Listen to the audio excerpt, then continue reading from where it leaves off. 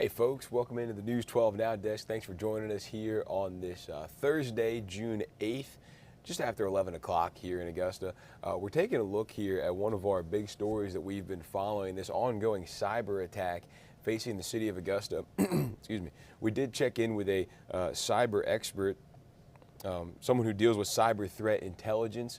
So we do have a full interview that we'll go ahead and play from him in just a moment. First, though, I want to play you the story that we had yesterday from our 6 p.m. newscast from Craig Allison, just kind of talking about kind of breaking down what this cyber expert had to say and kind of where we stand on things, which departments are working and whatnot.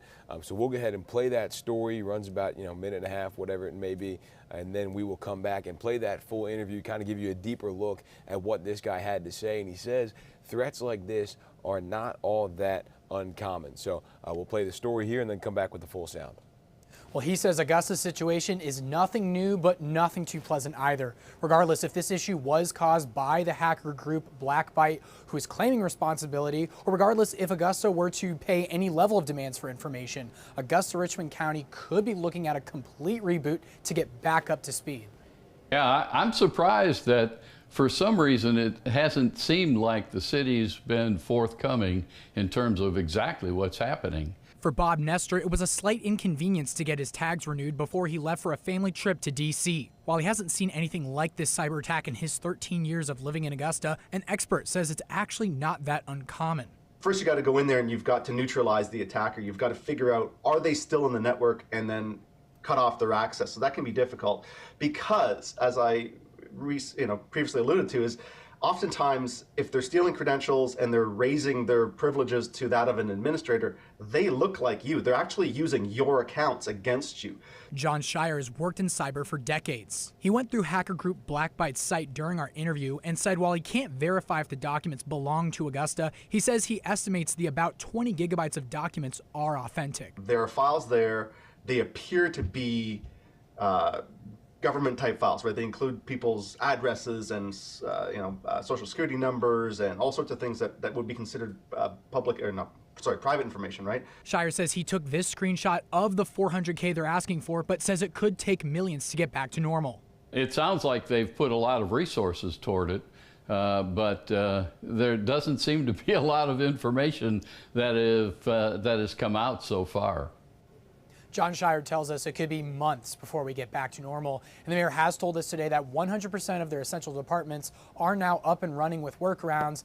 And another update is to come on Friday, but still no near end in sight. In Augusta, Craig Allison on your side.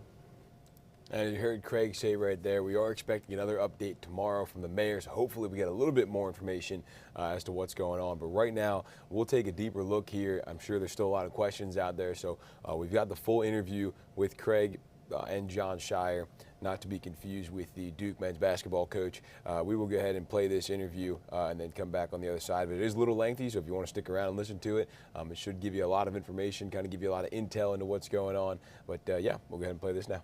So we just wanted to get some outside perspective on this. And I just sent you last night that article from, let me see where it's from the Suspect File website. And I was just curious about what your thoughts and impressions were on what the article's saying. Yeah, so I'm not familiar with this outlet, but it seems like that what the reporting kind of confirms and aligns with what I've seen when I went to the Blackbyte leak site itself. So there are some files that are allegedly there are files that are available for download. Whether they're the city of Augusta files or not, I can't verify that authenticity. And I've also cross-referenced this with some other outlets that I do follow that are also reporting on this. And they're saying the same thing. They're saying there are files there. They appear to be government type files, right? They include people's addresses and social security numbers and all sorts of things that would be considered private information, right? But they also cannot verify the authenticity and the origin of these files. So there's something there, but it doesn't mean that Blackbyte actually stole them from the city of Augusta. Gotcha. So it's a matter of, it looks like at least the data they have might be sensible, but whether or not it's the city of Augusta is a different question. Yeah, so in a lot of these cases, this could be data that was purchased or leaked from somewhere else. I think it's probably fair to conclude that in many of these cases, if there is data and if somebody looks at it and says, yeah, this definitely came from the city of Augusta, then it's a good chance that, you know, A follows B, right? That Black Byte are the ones that exfiltrated this data and put it up for sale. Where there's a bit of question is, you know, there was another very prominent group, Lockbit, that I believe it was last year, denied that they had hacked the Royal Mail and stolen data, and they vehemently denied it, and then later confirmed it, right? So we're talking about criminals after all here, right? So the fact that they lie to us should be no surprise.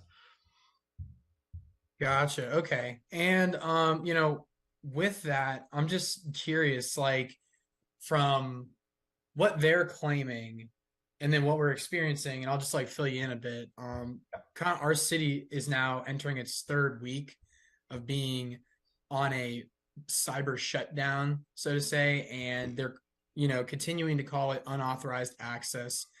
They haven't acknowledged Black Byte as like that person with the unauthorized access. That's where the confusion lies. Mm-hmm. But I'm just like curious, like what kind of a perpetrator could be labeled as unauthorized access to make our city have to shut things down.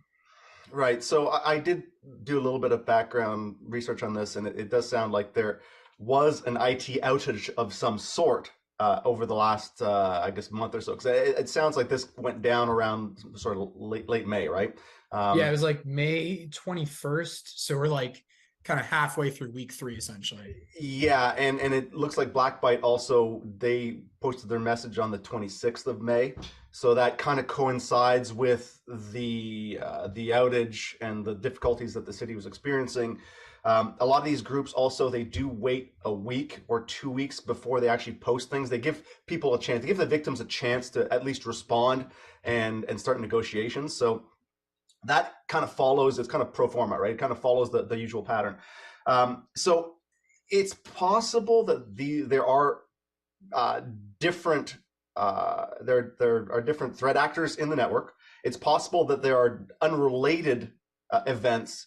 That one is, it could have been like a botched update, for example, like something just went wrong during the update process when they were doing some routine maintenance. That we've seen happen in the past, and that Black Byte ransomware also got into the environment, right? Those things can both be true. And so recovering from both would definitely be quite a difficult job, because now you've got to start to untangle what is due to potentially an unrelated IT outage, right? An actual IT outage versus what is a threat actor in the network. And at that point, you kind of can't trust anything, right? Because if there's a threat actor in the network, all machines are suspect. All data that was touched should be under investigation, and it can cause a lot of headaches for the IT team on the ground. I have no doubt that they're scrambling, trying to figure out what's going on and how to stem the bleeding if there's still somebody in the network. Sorry, I like mute and unmute myself because I think no if problem. I like talk, I over catch on the video. But okay then, and you know, it's kind of hard to wrap our heads around like what the IT team is doing to solve this problem, because we're not really privy to any sort of plan of action that they're taking right now.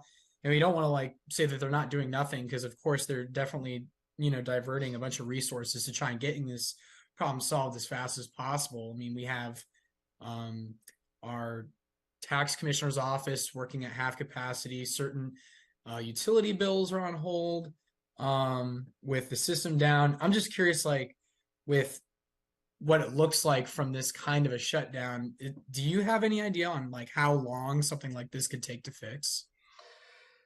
That's a difficult question to answer, because it will absolutely differ depending on both the victim and the attacker. So the victims themselves, if your network is quite complex, then it can take quite a long time, and depending on the scope of the damage. And then the attackers themselves, some of them, they are fairly quick. They get in and they get out. You know, they get in, steal the data, encrypt a bunch of machines, and get out. And others cause just absolute havoc throughout the network, compromising all sorts of accounts and machines. And so it can be really difficult, again, to untangle all of that.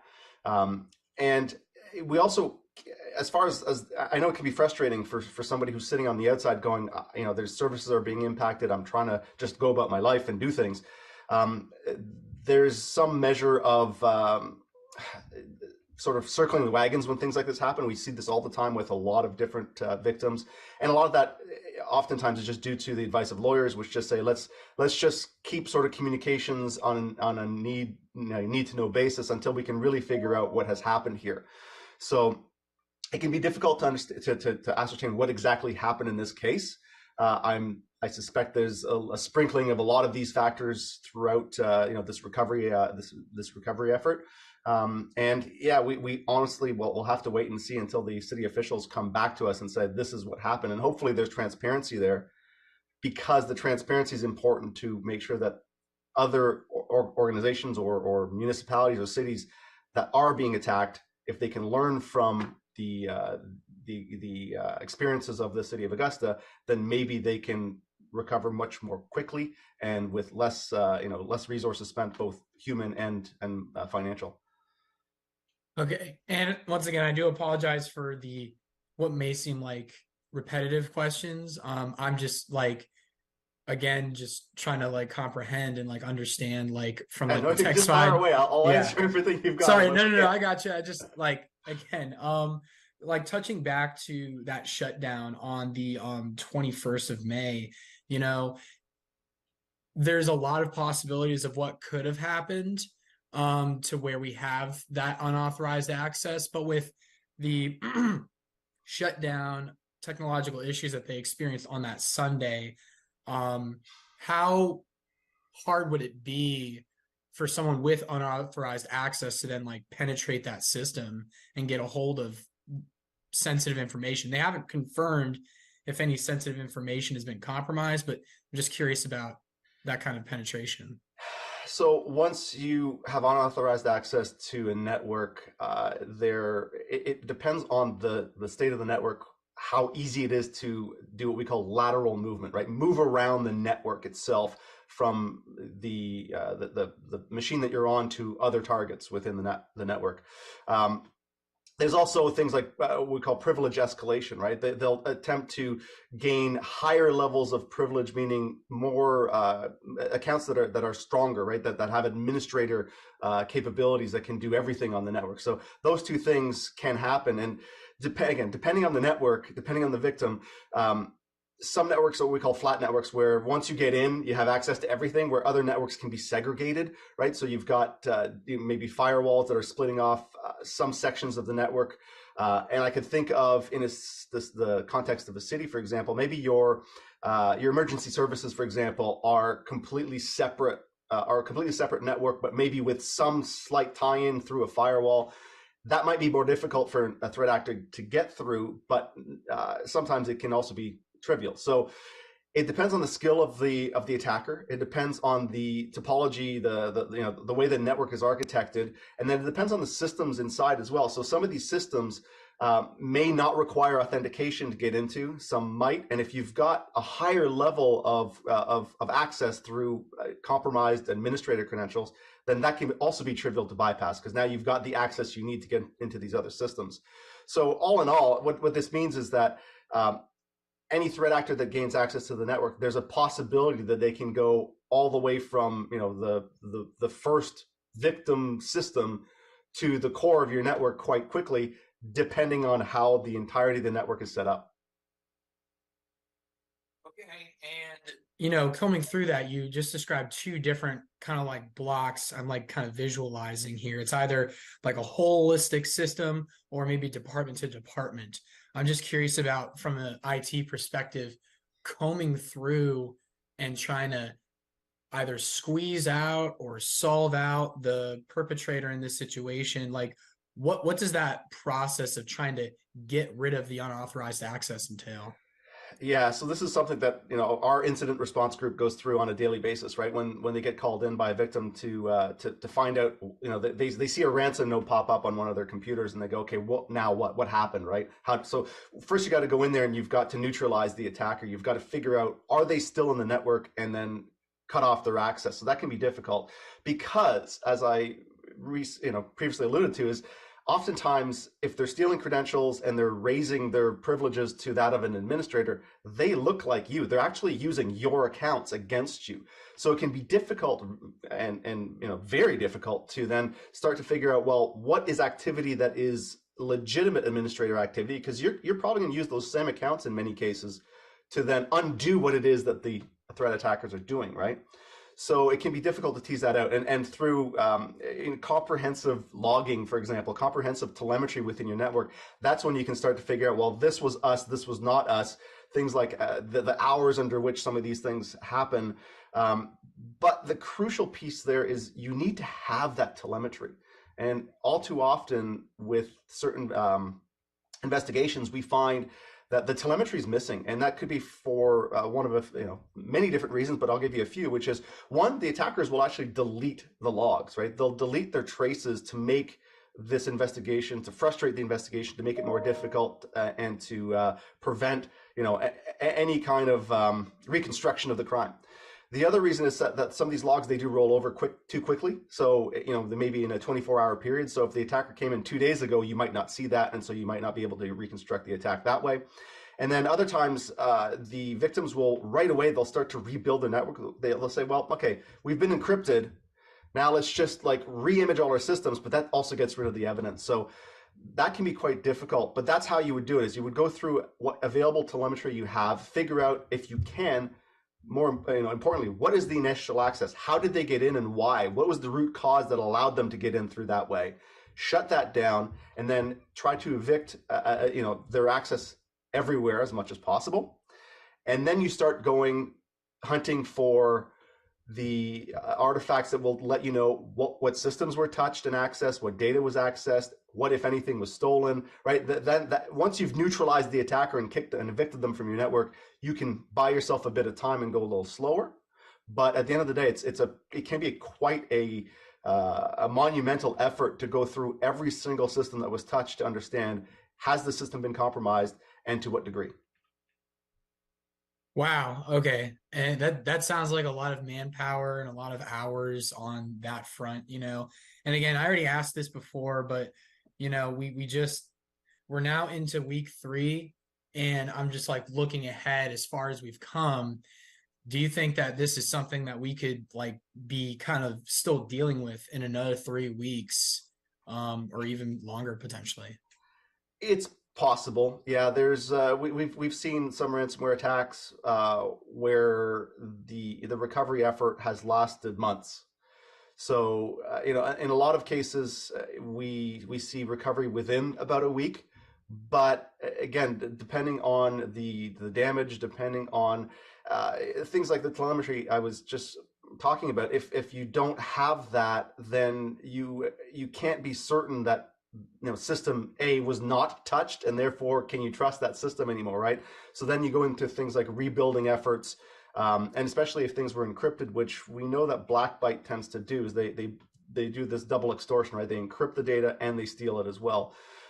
So if the data was encrypted and you have to rebuild systems from backups, hopefully they have good backups, then that can take time as well, depending on the amount of systems that you have. So it's not unheard of that an outage due to a ransomware attack, especially if it was complex and quite large, then they can go into weeks, if not months.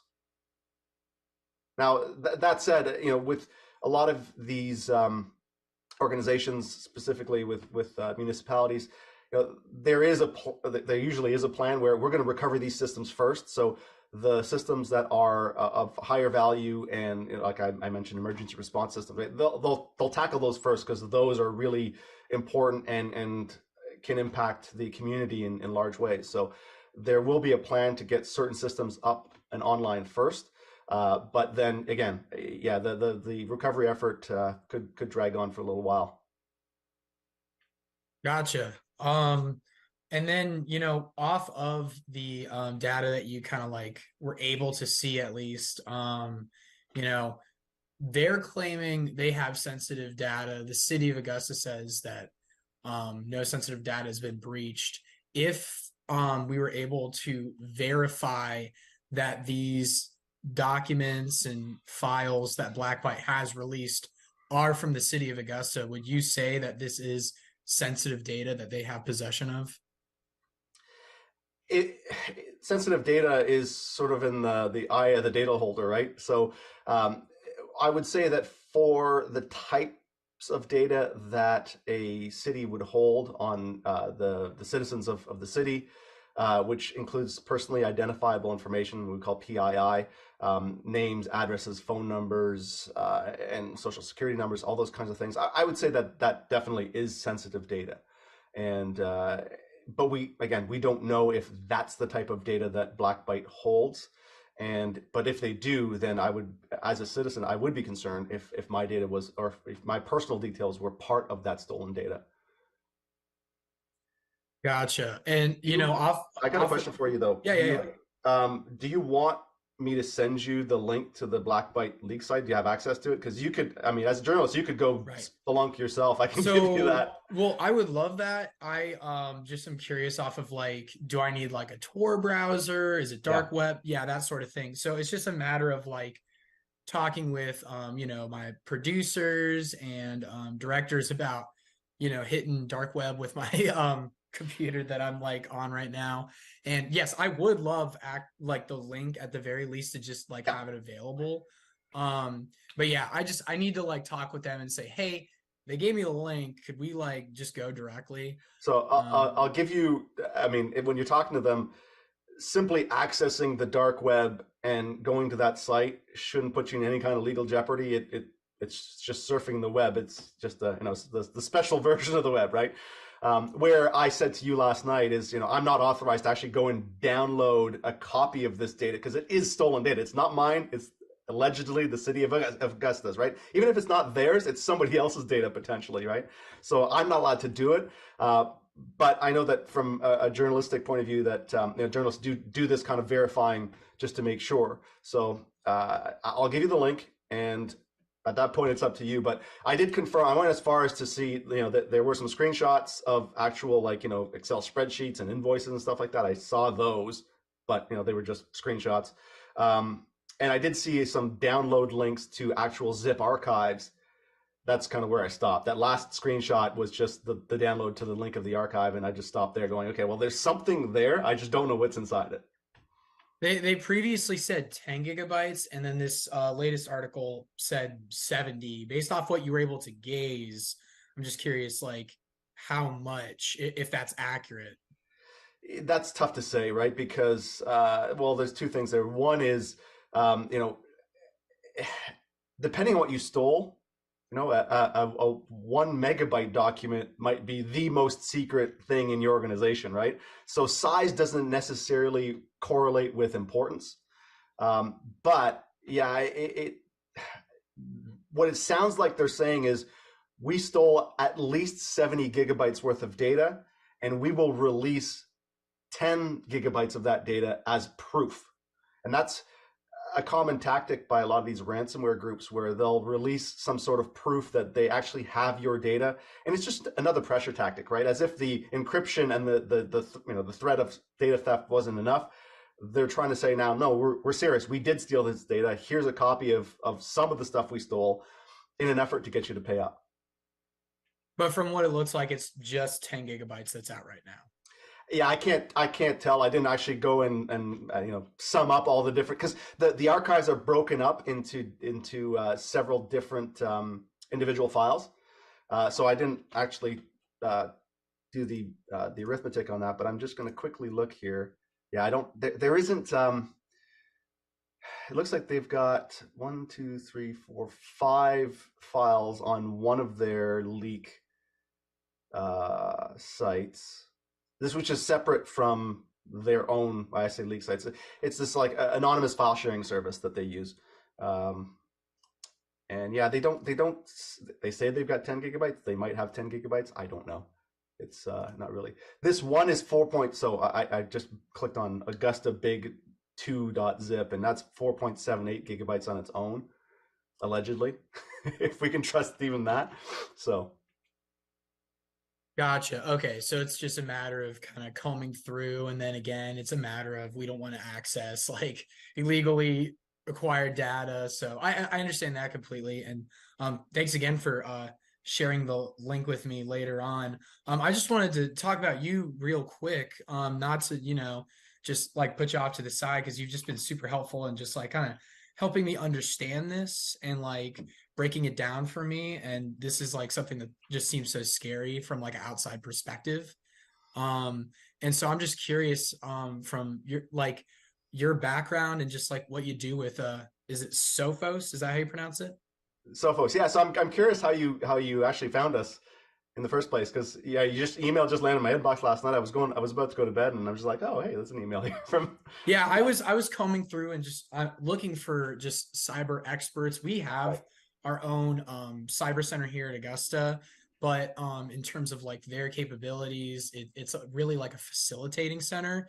Yeah. And so from there, it was looking for, okay, like we don't really have like a local regional expert aside from like a university professor, but I'm just like was looking for someone who's kind of in the weeds of this cyber world in this job.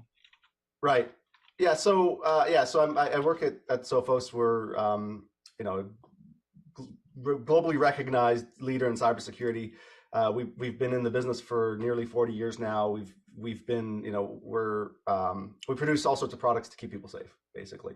And at Sophos, I'm a field CTO. So my job is to do both research into the threat, but also communicate what we see, what I see, what the industry at large sees with our constituents, which are our customers, our partners, and any of the prospects, and with the public. Hence why I'm doing this with you, right? Being able to communicate what is happening out there, why it's happening, how it's happening, in an effort to better protect ourselves, right? And that's the whole goal here, is we want to all be safer and more secure. So that's why I do what I do.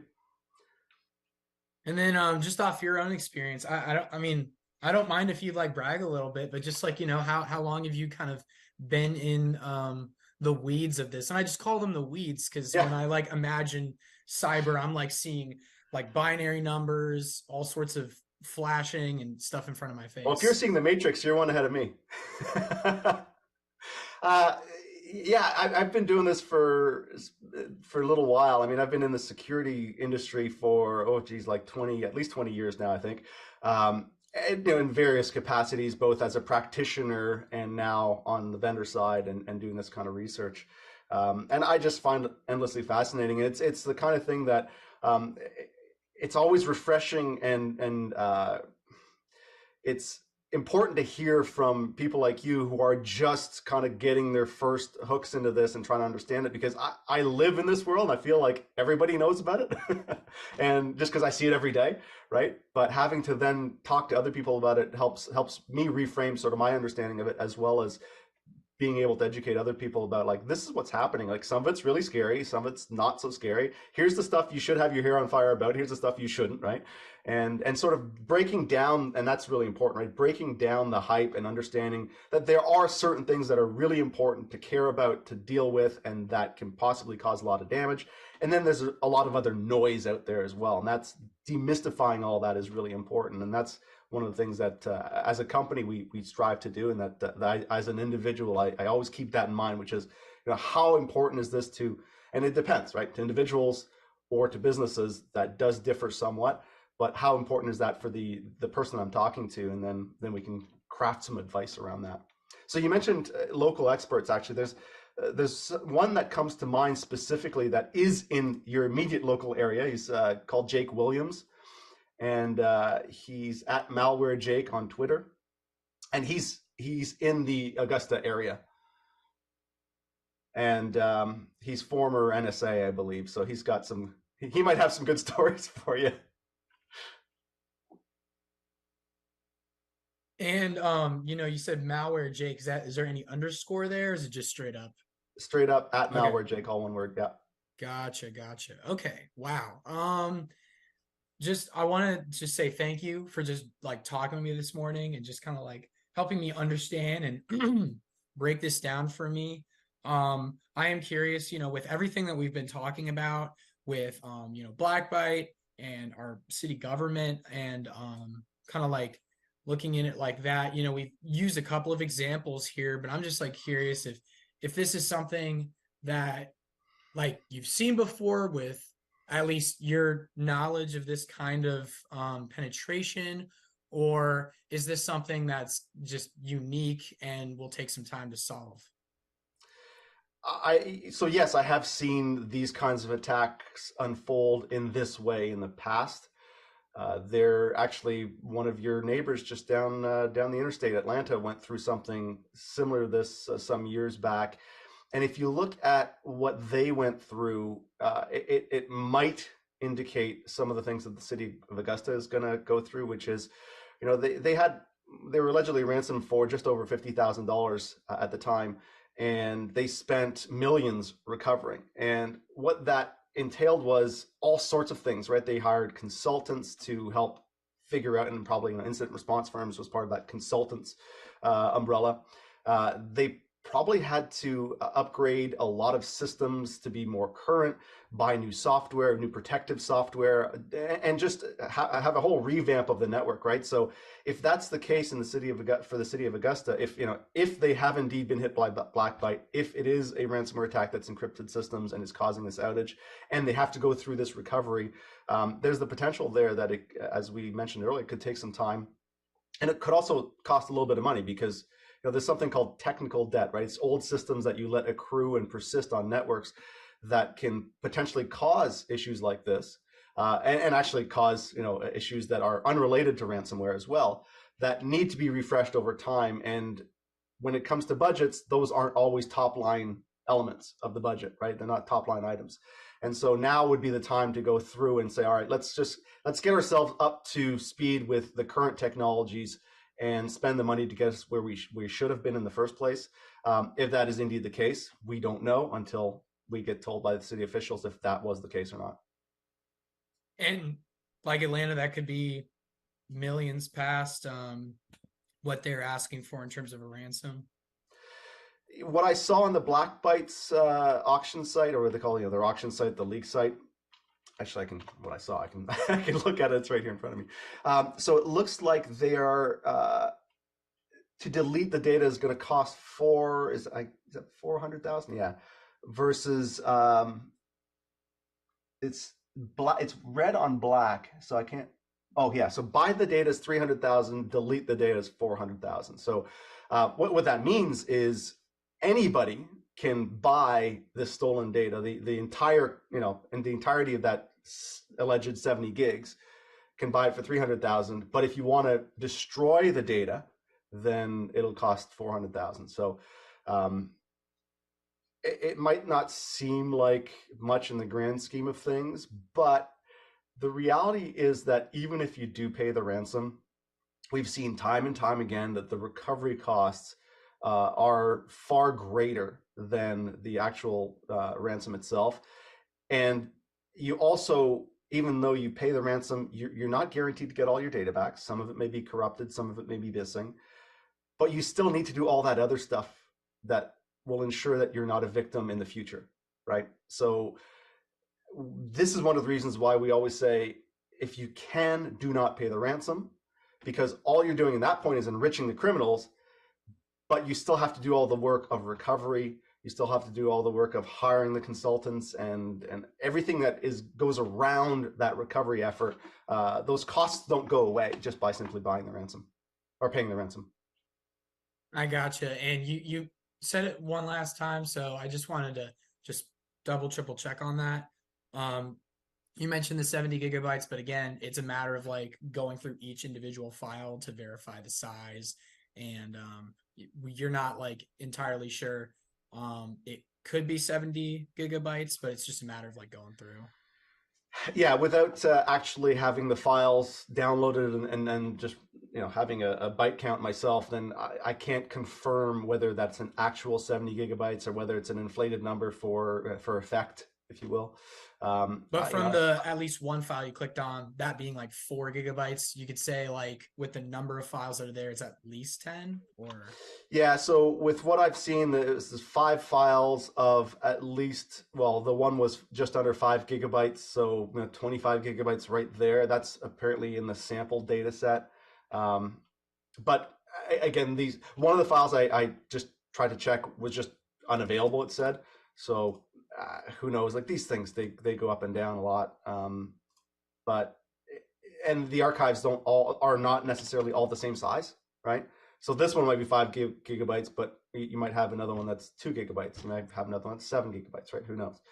But it's important to stress that just the sheer number itself is not usually what's important in terms of the type of data that they stole, because an Excel spreadsheet could have, with financial data in it, could be kilobytes in size, but it could have your entire company financials or city financials in that Excel spreadsheet, and that could be damaging to it's sensitive data, right?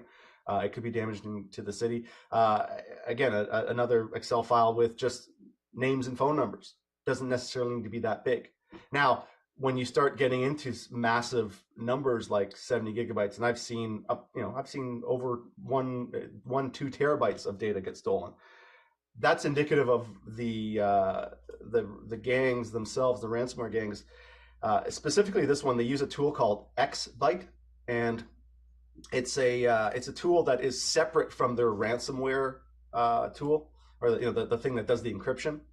And what it does is it basically looks through the network and tries to find what we would consider user-generated data. And the reason it's user-generated, it's separate from files you would have on a machine, like on a Windows desktop, for example, system files, right? You don't care about those. You don't want to steal those. You don't want to encrypt those. But user-generated files are things like PDFs and Excel files and Word documents, and if you're a manufacturing firm, CAD drawings and those kinds of things, right? Pictures, videos, whatever the kinds of files that are generally made by humans and carry business data. Those are the files they're looking for. They set this file loose on the network. It starts searching everywhere for files that match a certain extension type, and then just starts uploading the lot to a cloud storage.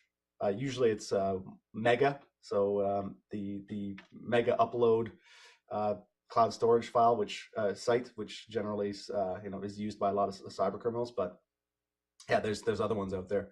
But that's what happens. That's how you can get this large number. Some of it might be just, it could be manuals, right? for something. They could be completely benign files, if you will.